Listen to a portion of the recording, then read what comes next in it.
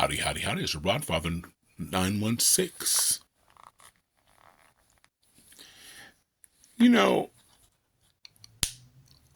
a lot of us, if we're fortunate, we have memories of good times. We also have memories of bad times. But the memories that we cherish are memories that when we're in a quiet place, it could have been 1 year ago, or in some cases 40, 50 years ago, that was so special that you hold on to that memory.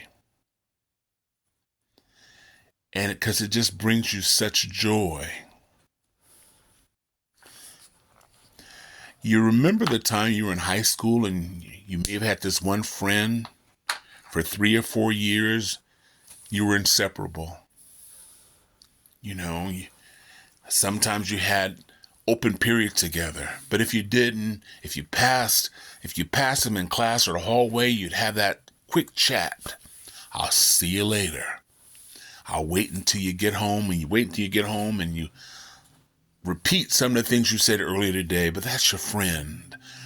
That's your boy or that's your girl. And then there's 12th grade.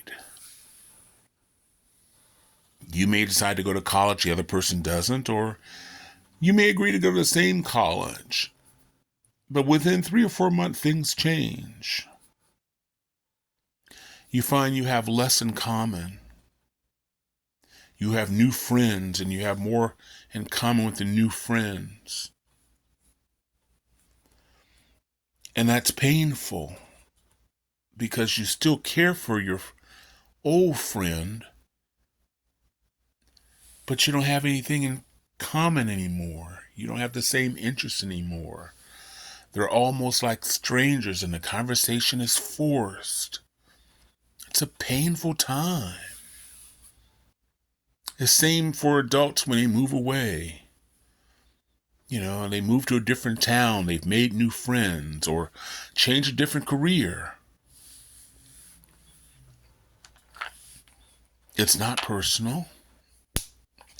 It's just that we evolve. Sometimes we outgrow our family. We have nothing in common with them. It feels odd, so we go, but we don't recognize, especially our parents. And our parents don't recognize us. They remember us as Little Rodfather. Or in my case, Little Rodfather. But Little Rodfather. But Older Rodfather has different opinions. That doesn't rest on what mom and dad have to say. I have new influences out there. I tend to question mom and dad, which can be frightening because at one point they were your world. People stay in physical and sometimes verbal abusive relationships. And when asked, people say, why are you staying in there? It's not working. You're better than this. But you're holding on to those times when you were romantic, when there wasn't any violence, when you had talks and you could talk all night long about something or nothing. You would smile. There'd be hugs. And you stay into this unhealthy relationship hoping that that person will return, because you hear these people who've been victimized or victims of someone else. He's really nice. She's really a sweet person.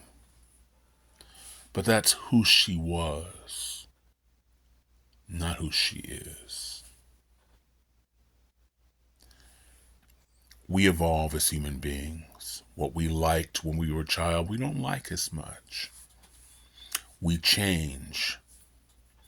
That's the challenge of many marriages and relationships.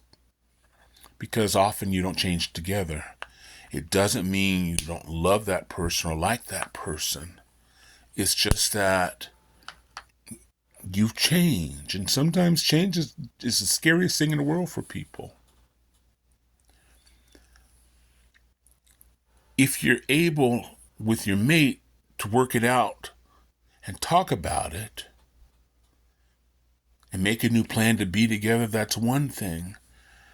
But if you're in a situation where it's violent or you're hanging on for dear life to something that was, you find you can't move forward looking backward. Backward is a happier time, and you should cherish those moments, those memories.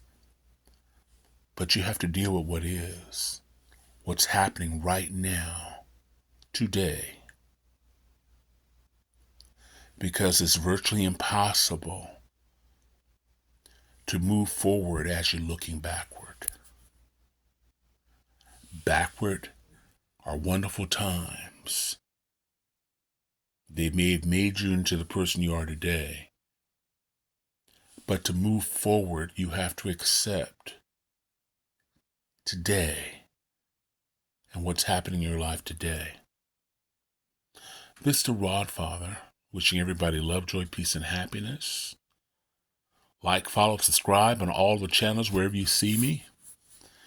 And as always, if you disagree, let an old blonde guy know. In the meanwhile, thank you for watching. This is the Rod Father, and I'm out. Bye.